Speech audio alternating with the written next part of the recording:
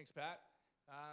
I think this is one of the real bright spots of the byproduct of what everybody in this room is doing, what the commitment that USA Hockey has made and really gotten focused on youth hockey, youth development. The game's growing in a number of different avenues, but I think if we take care of the base, get new kids in, create programs that provide fun, but also provide age-appropriate training, players will get better, players will have more fun, they'll stay in the game, and the byproduct at the top of the pyramid coming out will be more elite players as well, but also more fans of hockey, more passionate hockey people for life. Today I've asked Ben Frank to kind of give us a case study of what's happened with his individual club in California. Ben attended NARS the last 2 years. Last year was the first time I had met him. I guess I just put 2 and 2 together this week, but Ben played on our national inline hockey team with Dan Brennan 3 years. So he has been involved with USA Hockey, and he's been a youth coach for a long time. But the story that he tells, and he told us at NARS, our hockey director program, and at that, if you're not familiar with it, it's a hockey director training program during NARS, the National Arena Rink Conference and Exhibition. Those hockey directors influence directly this year, 65 hockey directors manage over 27,000 players in their individual youth clubs. So it's a great opportunity for them to share stories, learn from each other, network, but also an opportunity for USA Hockey to explain what our recommended programs are at the different age groups. We spend the morning in the classroom, we go to the rink in the afternoon, and then they get to network at night with all the other rink industry people, rink managers, figure skating directors, all those, to kind of grow and bring that industry together. Ben, to me, exemplifies the future of USA Hockey.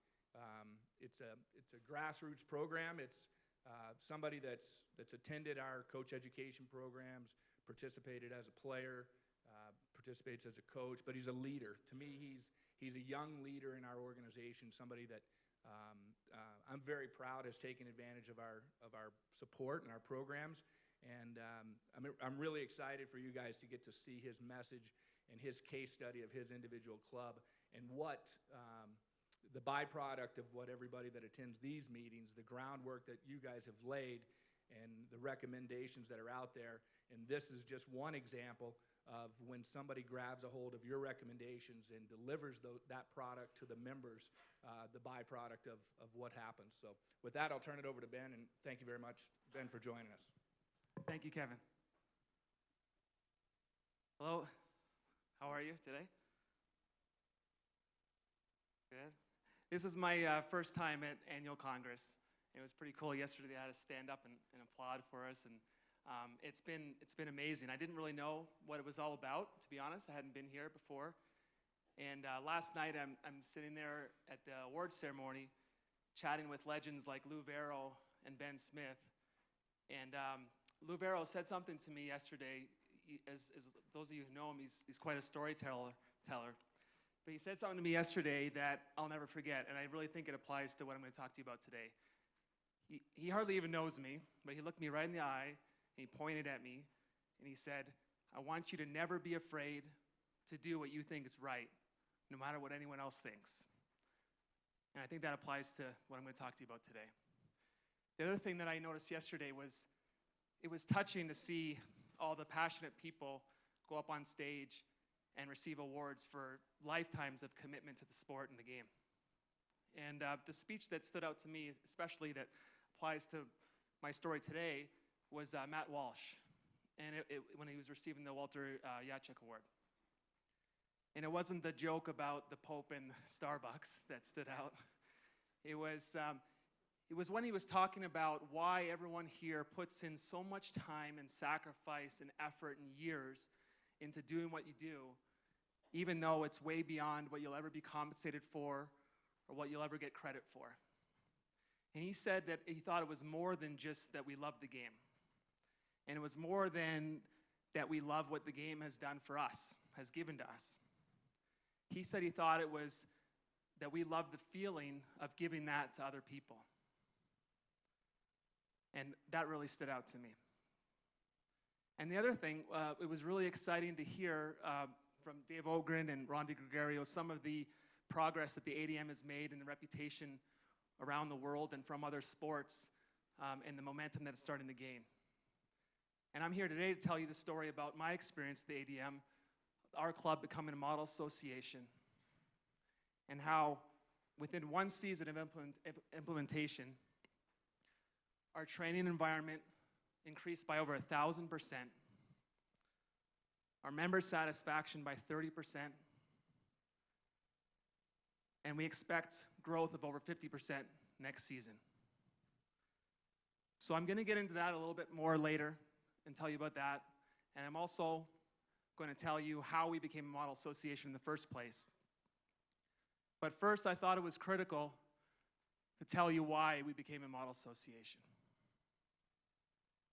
And knowing that everyone in this audience is so passionate about what I mentioned earlier from Matt Walsh about giving through the sport we know and love, using that to give to other people, and all the time and the energy and the effort that you've put in over the years. I want you to imagine waking up tomorrow morning and it suddenly dawning on you and realizing that all of that hard work and all that time and effort you put into it to help other people, that you wondered if maybe you were actually hurting them. That you weren't increasing their potential and their opportunity, that you actually might have been limiting it.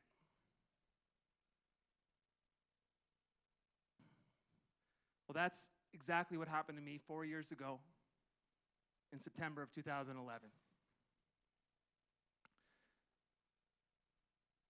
So I grew up in Toronto, Canada, and that's where I developed my love and passion for the game.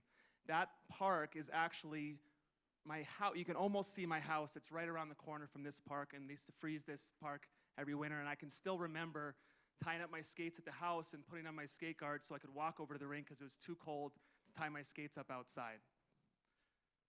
I played youth hockey, junior A hockey, and college hockey at University of Toronto, and like probably many of you, most of my, or all of my closest friends and many of my best memories are from the game, my experiences in the game. In 2005, I ended up in Southern California playing pro roller hockey, and it was really kind of a fluke that I ended up there. But seeing that my childhood dream of playing in the NHL was passing me by quite a big margin, I ended up having an opportunity to start working with kids and stay involved in the game. And I found out that I actually loved that even more than I loved playing, for many of the reasons that all of you can connect with and that I heard last night. So here I am in 2008, coaching. This is Coach Ben. And a couple of years into it, I was at a small association. A couple of years into it, I had the opportunity to take over the club as the club president. And I thought that was great, so I jumped at the chance, and I overnight became President Ben. So I put on a tie, and I'm President Ben now.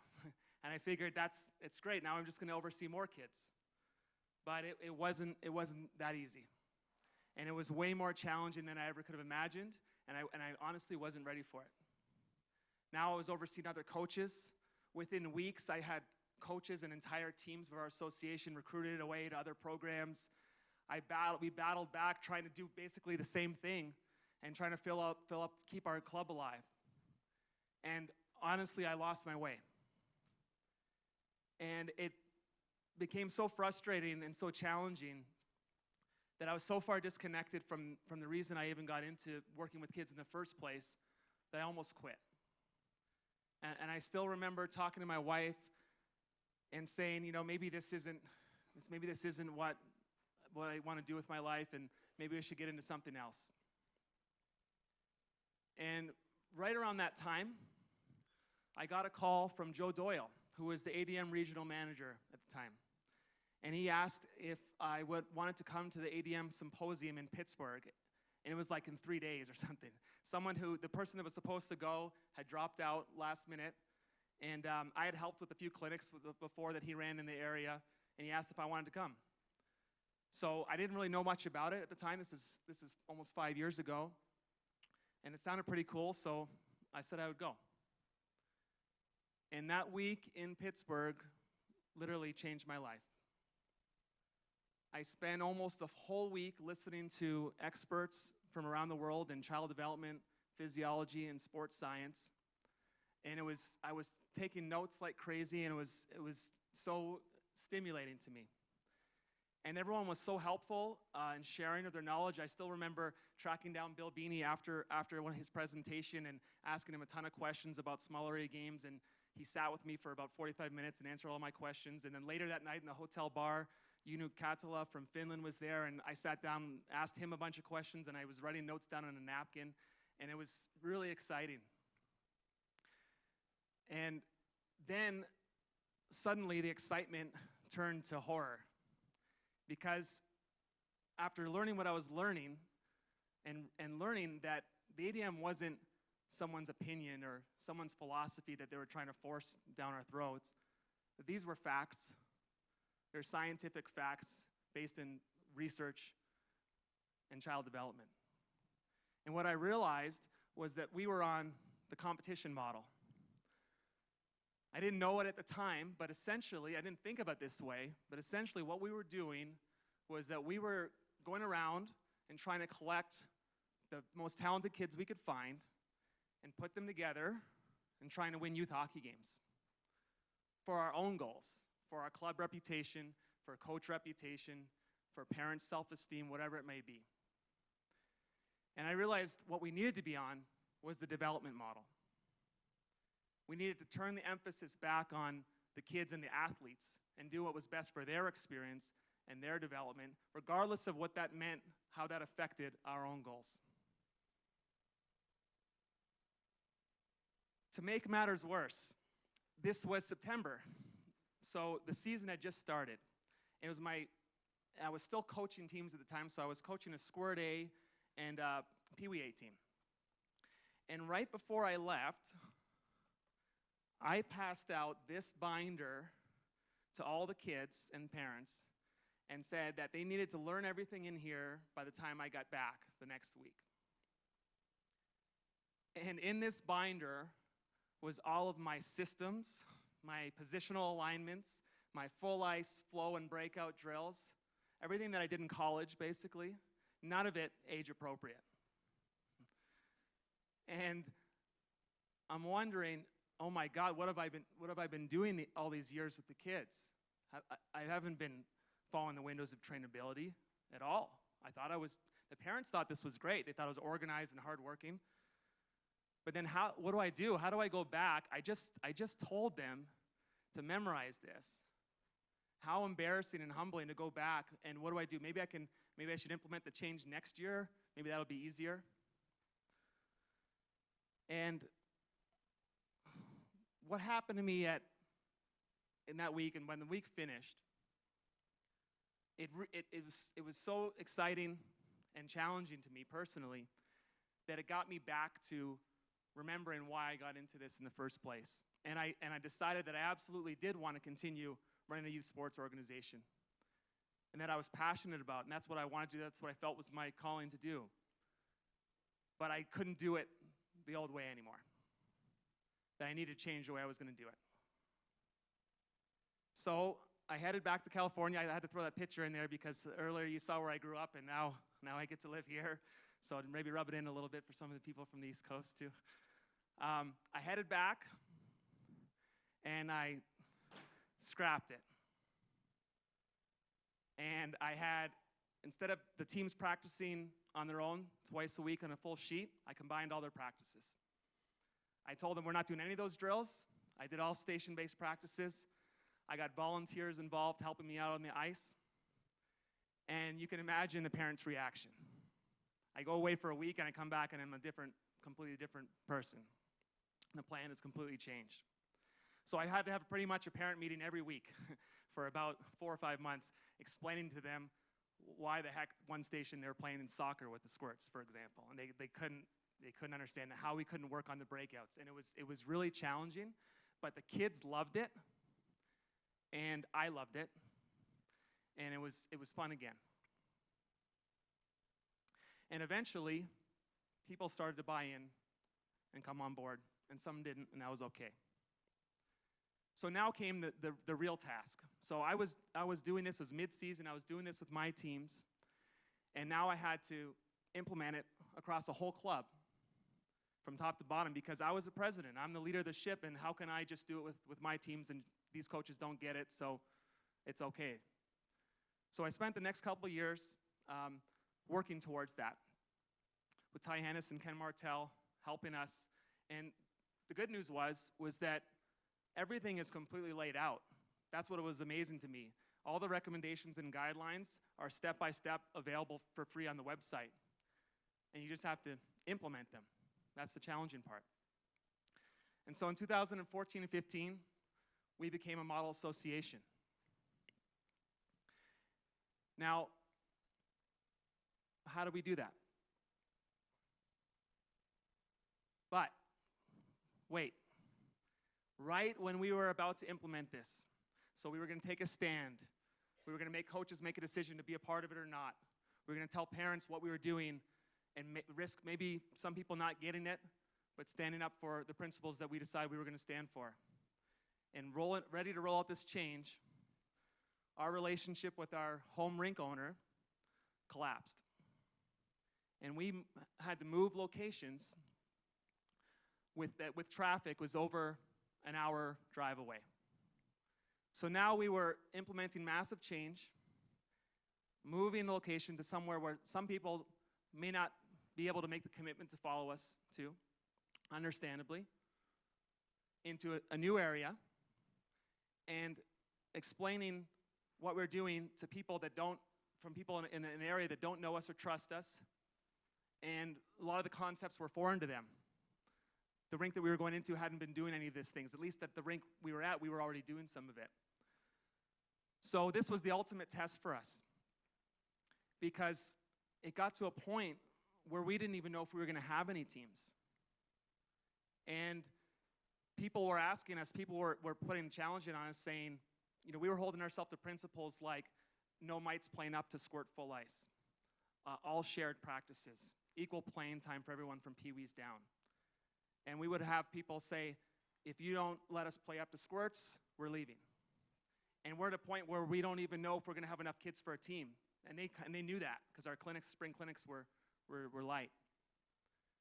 And so it was tempting. It wasn't tempting. It could have been easy to say, you know what, maybe we'll do this next year because right now we need to just make sure we still have a program and then we'll build towards it.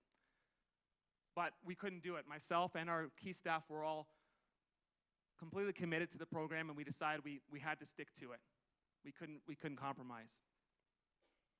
And eventually, over the course of that spring, some people who understood what we were trying to do and appreciated it, took a lot of time, a lot of parent meetings, a lot of communications. They started to understand what we were trying to do, and some people left, and some people got on board. And we built back the organization, it's a little bit smaller than we were before, and we went on with our season. So how did we become a model club association? As I mentioned, there's an application online that it's about 4 or 5 pages long, and it shows all the requirements and the recommendations. We decided we were going to follow all of it. But I'm going to summarize all those changes and recommendations into 4 major changes that we made. And the first one was implementing age group managers. In the past, we had just a collection of random coaches. So we had a coach who would be coaching Bantam A and Squirt B, and a coach who coached mites and midgets. And they were all just a collection of guys with their own philosophy, building their own teams. And now we would move towards a smaller group of key people that would be tasked at becoming an expert in the age group that they were going to be working with. And they would be overseeing every kid in that age group, regardless of their level. It's not that some coaches would only get the top kids and the weaker kids would go to the other coaches. They would oversee that entire age group, and they would be required to know exactly what that age group needs mentally, physically, emotionally, and deliver the best development experience for them. What this also did was it aligned us all working towards one goal, one philosophy, the ADM, as an organization, with everyone's job to develop the player for the next level. That being their job, not to hold on and keep the player for themselves. The next change was ice utilization. We needed to find a way to meet the guidelines of how many touches on the ice our teams got. And we also needed to find a way to improve the efficiency of the ice that we were using. And I'm going to share a little bit more about this later. And third, off-ice needed to become a regular routine of our program. We were developing better athletes, and it needed to be understood that this was part of the program from mites to midgets, and they'd be doing age-appropriate off-ice as part of their training regimen, whether it's be a B team or a AAA, not just the elite older kids. And the final thing, the biggest thing, was that everything we did needed to be age-appropriate. I mentioned some before about not traveling out of state for PB and under, equal playing time, smaller roster sizes, no full-time goalies at mites, kids not playing up to squirts that were mites. And then everything that we did on the ice in the practices and the games also needed to be age-appropriate for what was planned around what they were receptive to at that age group. So what happened? What were the results that we received? Well, the first thing was overnight, with a flip of a switch, just implementing the program, our training environment massively improved. So in the past, all of our teams had 2 practices a week, so 2 hours a week, 24-week season. So you can see on the slide, that's 48 hours in blue, 48 hours a season of training time. With the ADM guidelines, all of our teams now, squirts and up, would receive 3 hours a week on the ice and 2 hours of off-ice training for a total of 5 hours a week for 120 hours over the course of that 24 weeks. So our training volume improved by 2.5 times just from those changes. But the differences in the training quality were even greater. Implementing the practice plans and the philosophy from the ADM programming, and we measured this. So for those of you familiar, USA Hockey, again, another free tool on the site, has the activity tracker. And the way it works is you can have parents, coaches, anyone, and you watch a player for a whole practice, and you record how long that player spends skating, how long they spend with a puck on their stick, how many shots they take, how many passes they make, how much coach's feedback they get, and then how much time the coach spends talking during the practice. And we did this. And these are actual numbers from practices this past year. The traditional practice was another pro coach, renowned coach that we watched from another program. And the Wildcats practice is our numbers from this past year. So as you can see, the time explanations, the time the coach talking was 20 minutes in the traditional compared to 9 minutes with ours.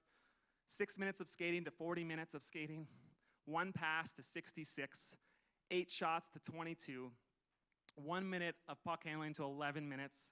And 2 coaches' feedback to 21. The other thing that I forgot to mention was the 2.5 times of training volume, 2.5 seasons to 1, that we just from the time on the ice and in the training environment. We projected that out from mites to midgets, so someone who's with our program for 10 seasons, and calculated to be 15 additional seasons that they get with our program now, as opposed to what they would have had before since implementing the changes.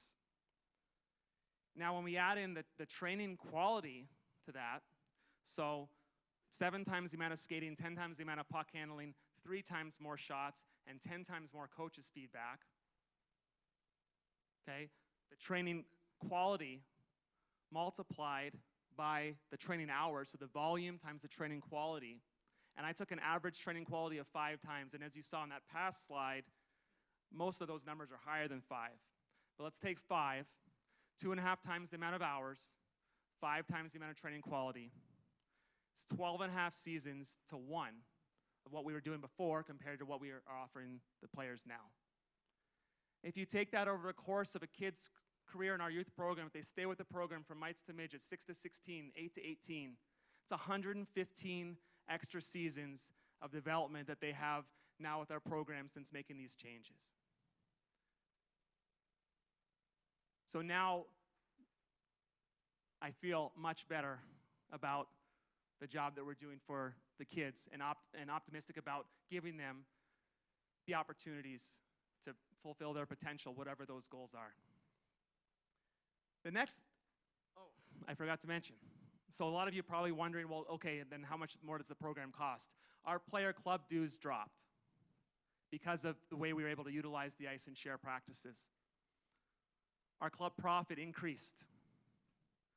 And we were able to reinvest that money into training facilities at both locations where we have a skating treadmill and shooting pad and gym, as you saw in the picture prior. The next thing we saw was our member satisfaction. So in 2013 and 14, we do a survey at the end of every year where we ask the parents how the season went. And the year before we became a model association, 53% of our members said that they would return to the Wildcats and recommend to friends and family. And that sounds low, but honestly at the time, I wasn't sure. Everyone seemed angry all the time anyways at the end of the year, whether it's our club or everywhere else. So I thought, well, maybe that's not so bad, I guess, because everyone seemed to be moving clubs every year anyways. But this past year, we did that survey again, and 83% plan to return and recommend Wildcats to friends and family. A 30% increase just in one season. I also put on that slide that only 3.2% said they would not. The other 14% or so said not sure, and when you read the comments, most of those were logistical reasons. They weren't sure about the drive and the location and things like that. So if I ask this question even better next year, I think we'll beat those numbers. The other thing that started happening is that I started receiving either copied on or letters directly to me from parents that I'd never received before. Every once in a while, you'll see something from a happy parent or from a mad parent or whatever, but I started getting letters a lot. And I wanted to read one of those here for you today. This is from a parent who had a kid in our Squirt and Pee Wee program. It says, "Hi, Paul and Steve. Thank you for the great practices this week and all the information you've sent out over the past couple of weeks. I know it's only the first week of practice, but I wanted to take a moment to tell you how blown away impressed I am with the two of you and your program. And I hope you don't mind. I've been telling everyone I know about it. So far, this is exactly the type of program I've been looking for our family to get involved with. It's very obvious that you are good hockey players and coaches, but I also like that you're very approachable and friendly, well organized, promote parent involvement to truly unite the team, and above all, put the kids first. One of the coolest things about watching their practice has been seeing the two of you smiling and laughing with the kids. You seem to be having fun, and it makes the kids have fun while working hard to achieve their goals. Also, the fact that you both work together for the good of the kids in the program is really great. I was very happy to hear about the policies and mission statement for the program. Having you set firm expectations for the parents about positive coaching, equal playing time, and not talking about other players is very refreshing. Negativity breeds negativity, and I love the positive attitude. Anyway, I just wanted to send you a personal note to say thank you for everything you're doing for all the kids. I know I keep telling you this, but Blake, Wade, and I are so excited to be part of the Wildcats program. Cheers, Stephanie." And I received many more, and that really blew me away. And again, that brings you back to the reason you do this in the first place. The other thing that, again, we didn't necessarily anticipate right away was that our retention and growth skyrocketed. So we have an unstructured, small spring program that only a smaller percentage of the club does, and it just offers a 3-on-3 on the weekends and a station-based skills session midweek. And in the past, our club had 18 teams. This past year, we had 11 with the move. And we'd never hit 100 spring registrations before this year. And this year, we hit over 150. We're expecting over 50% growth next year in our program as well. And we'll know that as we get into the fall. And then the final thing that, again, that I didn't expect to see probably for 3 or 4 years was that we actually started to see on-ice results after just one season. So as I mentioned, when we moved, we ended up with 3 mite teams, and those mite teams don't have playoffs. They play their jamborees, and they had a great experience. We had 5 teams at the AB level that were pretty much new teams out of in-house or new players from roller hockey and things like that, and people that lived in an area that they could continue playing with us. And then we had 3 older tier level teams that had pretty much stayed together from the past, because at that age group and that level, they were a little more used to making, a drive and a commitment. So of those 5 new playoff eligible AB level teams that we had in our new location, 3 of them made it to the league semifinals. And that's the most in our club history, even when we were a much bigger club. And I attribute a lot of that to that, like I said, these were lower level teams, and usually those teams get the worst coaching, the least amount of ice time, the least amount of training time. And these teams were working with our age group manager that was working with the highest level kids. They were receiving 3 practices a week. They were receiving the off-ice training, and they improved more than we could have imagined.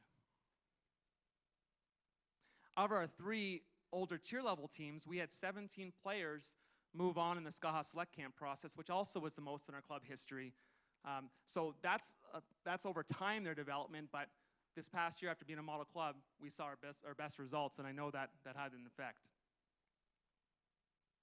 And finally, our coach satisfaction improved. When they were able to let go and get engaged in active practices, as you can see the picture there, they had more fun, they enjoyed it more, the kids were moving more, you weren't yelling at the kids to pay attention and stand in line and do what you're supposed to do. They were involved and they were having fun and they enjoyed it. And they were letting go of the outcome, they were playing kids equally, and it was a lot more enjoyable. And I actually started to get more applications. At first I was worried because when we first were making the changeover and I would interview certain coaches, to tell some pro coach that he has to play all his kids equally and he has to do these things and he has to play soccer and practice for a squirt team or whatever, they don't always get it. But after we started doing what we were doing, I now get more applications than I ever have before of people that want to be involved with what we're doing. So here's what I want to leave you with today. I'm an independent club operator. We're a smaller club in a competitive market, a challenging market, a non-traditional hockey market.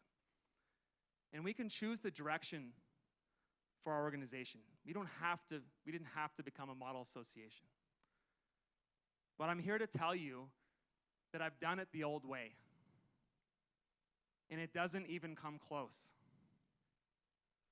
I've shown you the results that we've got today, and it just feels better too. Now, there are 2,500 clubs in the United States. Last year, only 17 were model associations. And I want you to imagine what hockey will look like in this country when others start to embrace the change and progress and innovation rather than ignore it or make excuses. But in order to do that, to get there, we have to do 3 things that I want to leave you with today as well. The first thing is the program is laid out very clearly and thoroughly. There's more information than you could ever imagine. We have to follow the program no matter what. And even when it's difficult or it's convenient to not follow it, that's when it's most important to stay on track and continue to follow the program and stand up for what you believe in. The second thing is you have to shout it from the mountaintop and be proud of it. What I found initially was that we're almost apologetic for, sorry, we have to have the mites play cross ice. Of course it's not going to go over well. We have to be proud and confident in what we're doing and explain that not that we have to do this, that we get to deliver world-class programming. Our sport gets to deliver the best programming for your kids that there is in the world.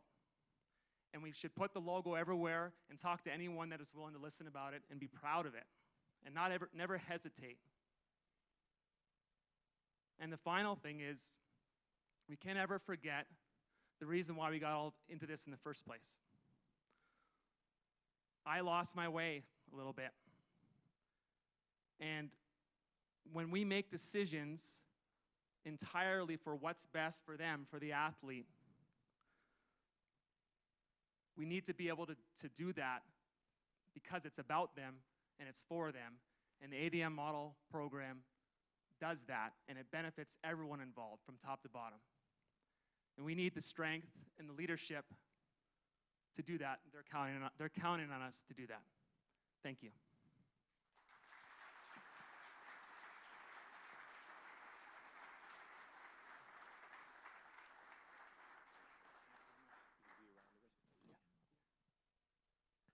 Well, there's a challenge. Ben will be around, by the way. Thank you for flying in to do this for us. We appreciate that. But he's going to be around for the rest of the day today if people want to talk to him one-on-one about his experience. But that concludes our general session for this morning. I hope that these 5 sessions were stimulating and provocative and useful to you. You have a little bit bigger window of time to grab some lunch before all of the other afternoon sessions begin. The evening is open. And let's just have a great couple of days of Congress before we get to the board meeting on Sunday. Thank you.